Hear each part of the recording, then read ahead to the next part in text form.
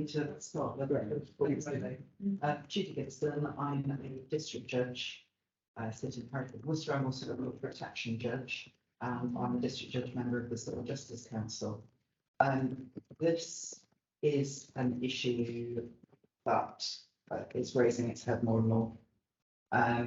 Whether that's related to the impacts of COVID, I don't know, but there just seems to be what I'd call a mental fragility, and there is obviously a complexity as to when that crosses the line into capacity. So a very recent example, a case I've been dealing with, a housing case, a section 21, so accelerated, should have been a paper procedure case. The defendant, a highly intelligent man, but deeply traumatized in many ways, not least as a result of being involved in the Burnful fire. And the position that the parties have got themselves to, given that he wasn't registered with a GP, he hadn't really accessed lots of mainstream joined up medical services, had accessed various kind of crisis mental health services, was that they were looking at, in some way, sharing the costs of a highly expensive private expert to provide a view on litigation capacity. Now that contrasts, of course, really sharply with the Court of Protection experience, where we have access to the panel of medical visitors that is maintained by the Office of the Public Guardian, where in the stroke of a pen, I can order a free to the users, free to the court service, section 49 report. And I'm really, really struck by why on earth that there should be such a marked difference between those two things. And section 49 reports in part that there's no requirement for it to be to do with deprivation of liberty. It can be to do with any kind of aspect where somebody may lack capacity. So the experience of other jurisdictions, I think, is really informative. A document that I find particularly useful, because I'm afraid what I do tend to find when I order capacity assessments from GPs and other quasi-medical professionals, maybe a social worker or some other person who is a professional in the system who might be able to offer a view, is that the quality of the capacity evidence is then really poor. And there is official solicitor guidance. I have the 2014 version. I don't know whether there is a more up-to-date version, which gives basically an explanation about litigation capacity and then provides a form to be filled in. So that does at least provide a structure. But I think it's also really important to remind ourselves that actually this is about the participation, the protection and the participation of that person. So it is absolutely vital, because the voice needs to be heard, but in a way that is relevant, and their position needs to be protected if they don't have capacity to conduct litigation. There may, of course, be other incapacities and mental incapacities that they have if they don't have the capacity to conduct litigation, which may also need inquiry dependent upon the nature of the civil proceedings. Thank you. Can I just ask a couple of questions on that? Because I think that's very interesting, the difference of what happens with COP hearings. I think historically it's probably the reason why there is such a difference, because people in the court of protection are more likely to have such issues. It's also because it's governed by the OPD, it's their Yeah, panel. exactly, and the problem, as you've highlighted, has become more acute in the courts, in the county court or whichever court. When you ask for such a report, is there ever an issue with the litigant saying, I'm not having anything to do with that? I'm not going to play ball. I'm just not going to be assessed in that way. It can happen, but because medical visitors are very skilled people, and they will also have the right through the order to access minutes, and will be required to have contact with those who know P or treat P, so that they can draw a wider picture rather than my experience in civil proceedings, where it's probably a GP that you're ordering to produce a report to has a quick meeting, increasingly virtually, occasionally on the phone, quite how you assess capacity on the phone. I'm struggling with it. So it is, you know, it's a kind of gold-plated process. Just in relation to one of the other points, I mean, this is something, one of the kind of cases that cropped up which prompted me to write the article was a case where I was acting, again, usually in these issues where I'm acting for a person who might be affected party, but one of the recent ones where I'm acting for a landlord against somebody who was suspected of lack of custody, who was acting in person, and this is links to your point about the guidance. I think there's a standard form which takes them through the relevant questions about capacity. But one of the difficulties I really struggled with was the fact that in order to assess capacity, is obviously decision specific. We will also share that it's about understanding the defences that may be available to the litigant in that particular litigation. And the difficulty with that is that it seems to me that in order to assess somebody's capacity, you have to first identify what arguments they may be able to run, and the particular form that usually comes up in is often where the potential risk of discrimination defence on the basis of a particularly is where there's any issue, and it's struck me as really difficult when I was against the litigant in person, because somebody has to identify the arguments that might be available to them. But I can't, given my duty to my client, identify arguments which work against their interests. And this led into, there was a whole discussion at one of the early meetings about how far, particularly where the person who might lack capacity is acting in person, how far the court has to take on a kind of quasi-inquisitorial role.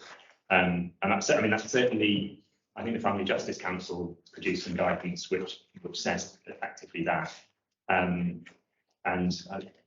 it's increasingly familiar territory for district judges to take on an informing and, as you put it, inquisitorial role, but it remains really uncomfortable. Yeah, it's really difficult. I mean, the solution that we came up with in that case, and which was mentioned in the article, was the appointment of the official solicitor prior, not as a litigation friend, but under the official solicitor's Harvard and Masterman role, which I hadn't heard of before, but turns out that the courts can ask the official solicitor to investigate anything that they need investigating. You need to make an interim declaration that there's reasonable grounds to believe there may be a lack of litigation capacity, and then the official solicitor may then be prepared to conduct a formal assessment of capacity, but of course that doesn't address the funding issues. I've done that recently, and that was following a decision of Mostyn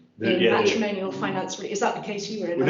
No, that wasn't. I came across it. Yeah, it seemed to me there were two potential approaches. One is to make an interim declaration of capacity such that a litigation fund can be appointed and then carry an investigation. In the case that I was involved in, the judge wasn't satisfied that there was enough evidence to make interim declaration of incapacity, so instead appointed the official solicitor not as litigation friend, but as a investigator to investigate and report to the court. Right, I didn't Almost like an realise. advocate to the court, Okay. but yeah, Right. it's this separate function that the ONS has, But- which Sorry, That's really interesting. can I just got in to say welcome to the online audience. We've been waiting. Sorry, there have been tech issues. And welcome and apologies if you for what we've missed. But also Susan Hardy has had her hand up, and it's very timely because Susan Hardy is from the official solicitor's office, and we were just talking about the power of the court to ask the official solicitor to investigate capacity. So hi Susan. Hi. Could I just say two things? One is that in terms of the guidance note referred to earlier, the 2014 guidance, that is on our to-do list to update. So we will be updating that and circulating it.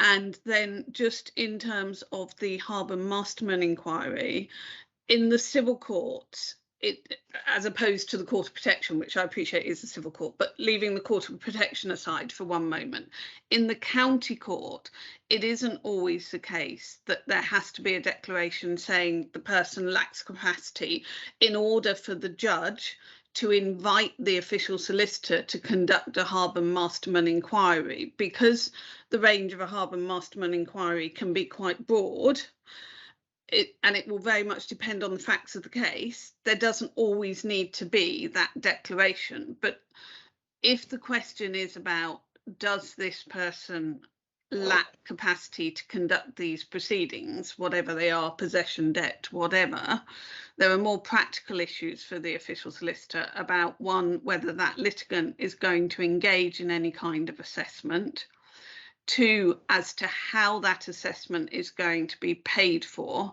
and the cost of the assessment includes the cost of the work of the official solicitor's in-house lawyer at usual rates. We don't offer a discount, unfortunately, and the cost of the expert that we would instruct. So we would very much get all the records together, the relevant records, etc., find an expert to report, draft a letter of instruction, but someone's got to pay for that. And roughly that usually comes in somewhere between 5,000 and 7,000, because the actual expert report is quite expensive. And there is an issue about how we get medical records, which are obviously, needed, medical and social care records to the expert, and whether a county court judge actually has the power to direct a GP to disclose those records, particularly where you have a litigant who might be saying, I don't want those records disclosed. And I know that's something that Daniel and I have been discussing in a separate forum, and I think the feeling is that probably a county court judge doesn't have that power. I have done Harbour Masterman inquiries where there have already been some medical and social care records within the court bundle, and the court bundle can be disclosed to the expert, and the expert has then given a provisional opinion which the county court judge has felt is sufficient to make a finding, not a declaration, a finding that the litigant lacks capacity to conduct the proceedings, and then to invite the official solicitor, or if there's someone else suitable, to act as litigation parent. I hope that helps. Thank you. I don't know if anybody wants to. That's the difficulty I've found myself in, is just what powers we have to obtain medical evidence from treating clinicians. Yeah. And it's just not particularly clear, I don't think. So maybe someone's got an answer. Sorry, Robin. I just wondered, while we've got the advantage of Susan here, if I could take this question of costs and funding a little bit further. I have overall views in relation to the system of mental health because of the pro bono engagement I have, but I want to bring out as briefly as possible an experience I had in the High Court as a judge recently, which produces challenges of which I simply hadn't been aware. So I'm asked to take this case, which is a quite serious personal injury case following an accident. There's a gentleman as the claimant He's clearly troubled and he's very, very hard to deal with. I arrive in Liverpool and I'm told this is the hardest person, so onto my list he goes. The official solicitor is there, but the official solicitor makes clear that even if there was to be a ruling that there was a lack of capacity, then the official solicitor could do nothing without funding. And that, in a serious personal injury case, where you've got a very, very difficult sort of person, the funding requirement is huge, and you're not going to get a CFA structure very easily. On the other side, of course, are some very hardball insurers, and they spot the opportunity here. And the opportunity here actually is a ruling of lack of capacity, and then the official solicitor says, I can't do anything as a litigation friend unless I'm funded. And so that case is into the sand and will eventually die. So I found myself as a judge in this space. I did give a judgment on it, which should be on the Bailey or somewhere, having really looking for the opportunity not to find lack of capacity, so this guy could remain in play, difficult though that was, because otherwise he'd lose the case. And I might add, some of the reason he was so difficult was arguably back to the personal injury accident. So for me, coming to that as a novice to that environment, I was surprised to be finding that I might do more harm than good by a capacity ruling, and surprised to find, I don't say this critically of the official system, but I do of the system, that it can't work without the sort of underwriting of costs, which is impossible. I mean, something that occurs to me, thinking about the case I had recently, is, the guidance in the practice direction is obviously, I think, really, really good, the vulnerable person guidance. And if you think about personal injury, where it's a Cox case, defendant's going to have to pay its own costs. If one is short of saying lack of capacity, but one bends over backwards to enable that party to present their case, give their case, this will make the case much more complex, maybe longer, much more expensive for the defendant. It may well put the defendant in the position where it would be prepared to stamp up the money, because it would actually cost the defendant a great deal more to have a case proceeding with all the necessary adaptations to facilitate that person giving their best evidence than it would be just to have a proper representation and capacity report. So I think sometimes there might be an avenue by using that guidance to engineer a setting where they are given enough opportunity to be able to participate short of a finding. But it may make the case a lot longer, a lot more complex. But that's the problem the defendants can have to face.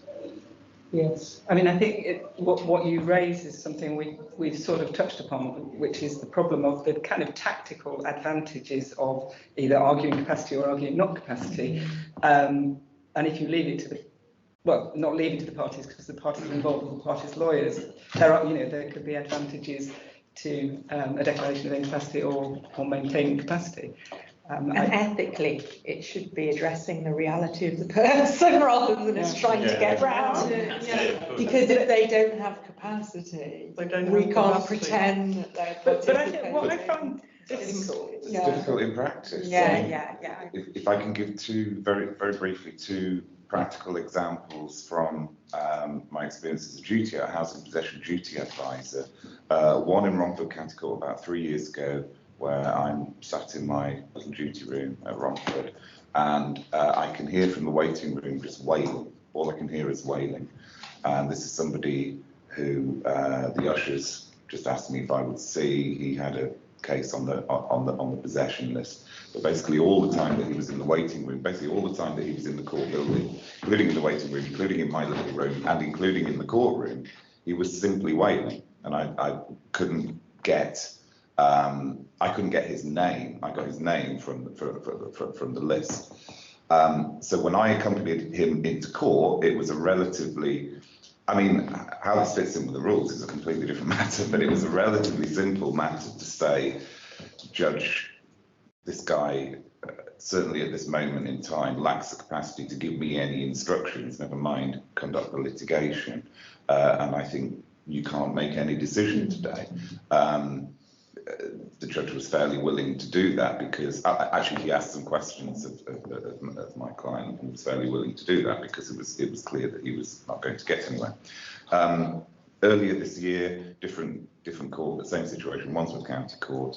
I have a client who manages to give me a little bit of information before falling into one of the most severe panic attacks that I've ever seen. And as a sufferer of panic attacks in an earlier life, I mean, goodness me, this one was absolutely, it was really quite frightening. But as a duty advisor, he had probably just about given me enough to go into court with him to know, to infer basically what he would want from as the outcome of the hearing, and so that's what I did. But the slightly Machiavellian lizard part of my brain did think for just a brief moment, well, goodness me, there is a risk in that because the judge might not be minded to give what I'm suggesting should happen. Maybe I should send this guy in as he is, and I know that the judge will not be able to do anything today. Obviously, I rejected that fairly quickly, and we did get the outcome. But just talking about tactics in practice, it becomes an issue, particularly in those very quick and very kind of, as it were, dirty duty hearings where you are making it up as you go along. I think one of the participants put a very good post scroll off the screen now. Yeah. That's right. Bradbury, yes, thank you for that. It's actually small, but yeah, James. Bradbury and Peterson can order another party to pay costs, which could follow on from trying to accommodate. You'd never get that. You'd never get that for the hundreds of thousands of pounds in of costs that are going to be involved in the sort of case I mentioned. I see Susan has followed by confirming that it's not just actually cost of the official solicitor, but they want protection against the adverse cost risk, which of course, if you're as an official solicitor and you've got someone who's lacking capacity, how are you going to be sure about what the outcome is? And then if you're going to ensure that, where's the premium? Fundamentally, how can the official solicitor regime be credible if it requires funding from the person who lacks capacity to work? I mean, I don't know how I could be an official solicitor. Sorry. Well, it doesn't necessarily require funding from the person who lacks capacity. I mean, there's lots of different ways of funding. A lot of our cases are funded through legal aid. If the litigant's entitled to legal aid, then we can make an application for legal aid on their behalf. And that also deals with the adverse cost risk because you've got that shield against adverse costs. We will enter into a CFA on the person's behalf if the CFA is acceptable to us, and we've had very detailed costs advice on CFAs. And alongside that, you've also got after the event insurance, and we have lots of high value personal injury and clin neg cases which are funded via a CFA and after the event insurance. In possession claims, although this isn't a very nice thing to say, there are some landlords who are so desperate to get rid of the tenant that they will fund the official solicitor's costs of retaining solicitors and counsel for the protected party, and they will also give an undertaking not to go against the official solicitor as litigation friend for costs. So we've got a variety of ways of trying to work around all these various issues. I do think one very helpful thing would be if there was something in the rules that gave the official solicitor protection as litigation friend against anyone coming after her and, well, her budget for an adverse costs order. And there is an argument to be made for that on public policy grounds. But I can see that others might say, well, no, why should the official solicitor have special protection? But I think it is something worth consideration. I do think we have to think about when we're going to have to grapple with the costs issue and cost rules, because I'm on a slightly different issue. When I was acting for young children who were unaccompanied asylum seekers, we had to get, you know, some officer from the Refugee Council to be the litigation friend, with all the cost consequences of that. It's ridiculous. And it just seems to me that we need not just cost protection for the official solicitor, but I think for anyone who's willing to act as a litigation friend, but it obviously has implications. But it just feels like the court is moving towards a more inquisitorial role, but without any funds. You know, and then once you start saying we need a report, we go back to adversarial. Well, who gets to pay? I mean, maybe an approach a little like the uninsured drivers scheme. I mean, maybe insurers should just have to reach into their pockets for those cases where there is an uninsured, there's going to be less capacity, and as a pool, which marginally increases premiums for other people. But I can't imagine it would be. That's only going to work within the PI sphere, though, isn't it? So. And I think one of the issues that we need to grapple with here is that there are, of course, in the current litigation climate, a number of people who have capacity who have to litigate as litigants in person. And what the current structure means is that if those people lack capacity to litigate, I think we have to ask ourselves whether they are being discriminated against because there is no system that enables them to litigate. It seems that post the legal aid changes, that this really is ripe for review. Previously, legal aid would have filled in a lot of these gaps. Now it doesn't. And someone with mental capacity would reluctantly set off along the road of representing themselves. And can it be fair and non-discriminatory that somebody who doesn't have mental capacity ends up with their case being stayed because there is no other means of representation that fills the post LASPO gap? I mean, I think there's another issue which is about, I mean, obviously the Mental Capacity Act presumes capacity and all the provision that if someone has simple explanations and support through the process, you know, they can have capacity. Well, who's doing that supporting? And I think a lot of this is really context specific, and I think we don't have time today, but hopefully we'll have a conference at a later point with some very specific proposals to put to people. But Simon, you mentioned housing due to possession, and it seems to me the way that different proceedings operate has a big impact. So housing due to possession, you've got, you know, you have a hearing, it's face to face now, and often there's a duty advisor, and that's very different from the way most claims operate. And you've got a pre-action protocol with social landlords with a sort of reasonable adjustments provision, and that seems to me actually a very, very good model of the courts seeing face to face people who may lack capacity at an early stage, and then they can case manage. Whereas, you know, I suspect in lots of other types of cases, you don't see the problem until you're in a trial or something. It's isn't it? Because the problem is made that there's most acute under what is in theory something that's supposed to be there to help the person who's in difficulty. I wanted to find out, you mentioned how difficult it is if you're on the other side to raise points. Should that be right? We have a number of other examples where if you were to make an application without notice to the other side, you've got a duty to put the Yes, You know, if you're turning up in front of somebody who's in trouble, as part of your duty to the court, which is a good explanation to your client, for you to put the law. Yeah, I mean, absolutely. I think that the duty to the court, obviously, I mean, first of all, in the case that I'm thinking of, I said to my solicitors, look, we're going to have to raise this.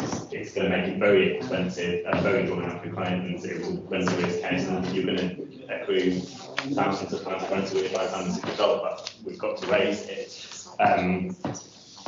And ultimately, had we not got the official solicitor in to kind of take over the investigation process, we would have had to identify the arguments against us on the possession claim in order that the capacity could be assessed. But it seemed to me that ideally, although the duty to the court ultimately has to override the duties to the client, the system should be designed to minimise the extent to which your duties to. I mean, in the same way that when you're acting for a client who might lack capacity, your duties to the court override your duty of confidentiality. But my approach is always to breach confidentiality to the minimum extent possible. The same must also be true in relation to your duty to your client as an opponent, I think. And so the system should be designed to minimise the extent to which legal representatives are required to override the duties to their clients, I think.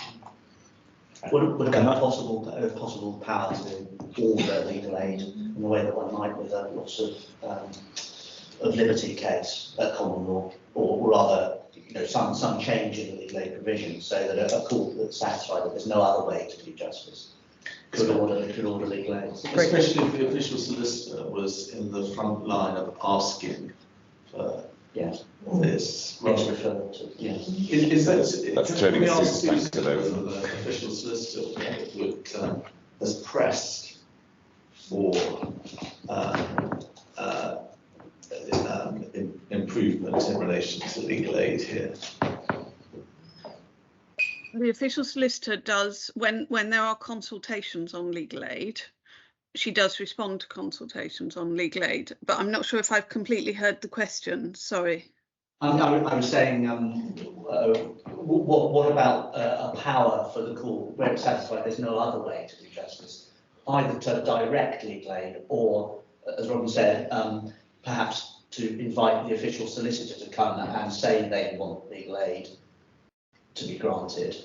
So not going through the normal legal aid process, but a judicial process whereby the court, as it could with a loss of liberty case, can direct legal aid.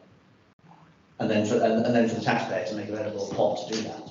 And is that, sorry, this is my ignorance of the loss of liberty cases, but is that available where somebody wouldn't qualify on financial grounds? So you could have a millionaire who couldn't, or is it still within? Is it just a different procedure? Well, I've never done it. I remember a case out of the MPA years ago. I hope it's not the law, but presumably you could go as far as legal aid to at least cover a proper capacity assessment, and some sort of application to appoint someone to manage financial affairs, and then if they've got the means, to apply the means in the case. If so, I mean, there certainly is. Get it off the ground. There certainly is. I think the Lord Chancellor has the power to waive means. So I think for the 10 duty advice scheme is provided under, it's a form of legal aid funding in relation to which the Lord Chancellor has decided to waive the financial eligibility requirements and the means assessment requirement. So I suppose you could have something like that in relation to with exceptional funding. But can I just say also, I think there's lots of technical reasons why it may not yet be possible to do that, and there'd be a lot of negotiating with the legal aid agency as well as the official solicitor. But the other thing is, I'm reminded that I have to give you time to get from this room to downstairs. I was thinking that we would be moved from here at 5 past and be in the main hall. So we're going to have to wind up. But I just wonder if anybody who hasn't had a chance to speak had any contribution or anything in any kind of situation that they come across. Yeah, I'm Chris Walton from Shelton. I had a case which was a possession case. The client had legal aid, but we also, there's an aspect to it which involved an injunction. And so we were in a, compared to some of the cases I've heard here, we did have the luxury of legal aid, but we had that typical client who didn't want to engage, was reluctant to be assessed even by experts who'd assessed him in the past. and there was an element of going in and out of capacity. So I think they're really challenging cases. Yeah. That's what I had in the Zajac case, where someone was reluctant to see any experts. Something we haven't got on to is something that sort of dear to my heart, which is capacity and vulnerability in the context of enforcement. Yeah. Well, exactly. And that's a whole another ball game. I just wonder if I could ask for this room's help this afternoon, because I am substituted on the ASB panel this afternoon, and ASB is not necessarily a massive expertise of mine, but one of the big problems is the way in which antisocial behaviour, both injunctions but also enforcement and committal works, and capacity is a huge issue, huge issue there. I'm trying to grok that between now and 3 o'clock, but it's going to be very much an open sort of situation, so please. At the moment is the creation of a reasoning tool, so you can standardise, particularly when you've got people like enforcement officers. Yeah. Enforcing, because something that came out of the High Court, of the Civil Court Users Association conference I went to, was concern from the voluntary regulator for that sector of inconsistencies in how people are evaluating vulnerability on the doorstep when they come knocking. This is great content. And the creation of a simple, probably digital tool, so we can standardise across the country in terms of making sure that vulnerable people are picked up as being vulnerable on a consistent basis. I'm really sorry that we have to draw this to a close, and Daniel. Included her email Yeah. if you would like, if anyone has any particular questions about the official solicitor, she's added her email in the chat. But the other thing is, the working group, I'm sure, would welcome any contributions by email of experiences and thoughts. But also, when Daniel and I discussed how we do this, we've kept the working group quite small, but on the basis that we wanted to have round tables, half-day meetings, and we obviously have much more to discuss, and it would be great if you would come to a round table to talk about these things when we're a bit further along. So thank you so much for your contributions, and thank you, online people. Sorry you missed the beginning. Thank you very much.